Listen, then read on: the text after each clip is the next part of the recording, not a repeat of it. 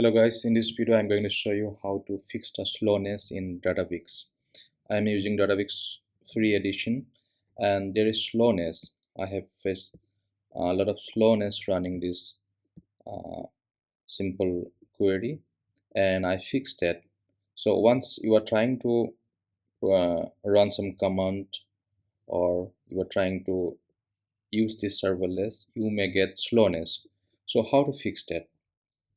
So you may get some interruption or there is some slowness connecting the serverless. So simple solution is go to the right and go to here environment and go to the environment version. By default it will be 5. Okay, in your case the best version may be version 5, so go to more and do version 2 and apply and run whole things once more time.